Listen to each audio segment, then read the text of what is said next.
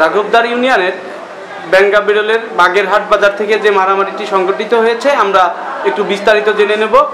আসসালামু আলাইকুম। ওয়ালাইকুম আসসালাম। আপনার নাম? আমার নাম আকরাম বিশ্বাস। আচ্ছা, যে দুইজন ব্যক্তিকে মারধর করা হয়েছে কালকে অতর্কিতভাবে, তো এদের মারামারির সূত্রপাতটা কি একটু বলেন। এদের মারামারির সূত্রপাত আজ থেকে 3 মাস আগে একটা পূর্ব শত্রুতার জের ধরে একটা গ্যাঞ্জাম হয়। আমার ভাই, ছোট ভাই ও ভাতিজাকে একই ব্যক্তির লোকজন, এই রাজেক চটি প্লাস কবিরের লোকজনে মারে। এতে একটা কেস করি আমরা, 26-এর কেস হয়। মাঝে আমাদের কেস উঠানোর জন্য তাগিদ দেয়। পরে নির্বাচনের কারণে নির্বাচন যখন আসে এর জন্য আমরা সময় চাই।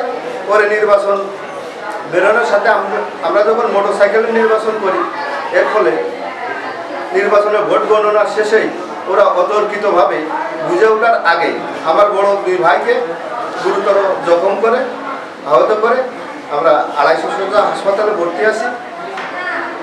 আইনের কোন প্রক্রিয়াধীন আছেন? আইনের ব্যবস্থা প্রক্রিয়া চলতেছে বাংলাদেশ সরকারের কাছে। আমার দাবি সুস্থ নিরপেক্ষ বিচারের জন্য জোরালোভাবে দাবি। মূলত সন্ত্রাসবাদকে অপছন্দ করেন গণপ্রজাতন্ত্রী বাংলাদেশ সরকার। অবশ্যই তারা বিষয়টি তদন্ত করবেন এবং এর একটি সুস্থ বিচার করে দেবেন। সে পর্যন্ত সাথেই থাকুন। মাগুরা নিউজ টিভি, মোহাম্মদ মনিরুল ইসলাম মনির, সব খবর সবার আগে।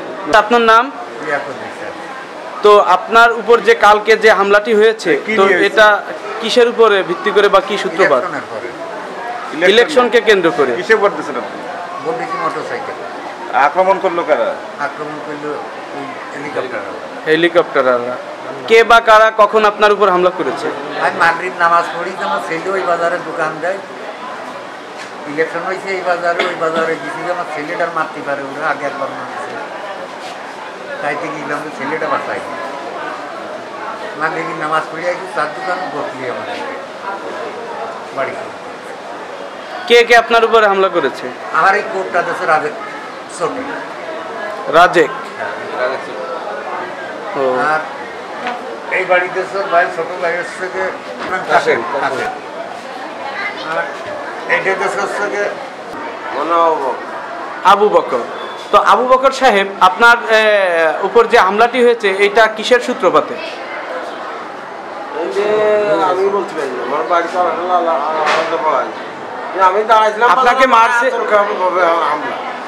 একই দলের লোক হিসেবে আর কি মারছে। আপনাকে কে বা কারা হামলা করেছে?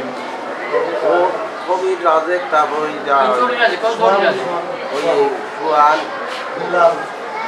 বিল্লাল। তো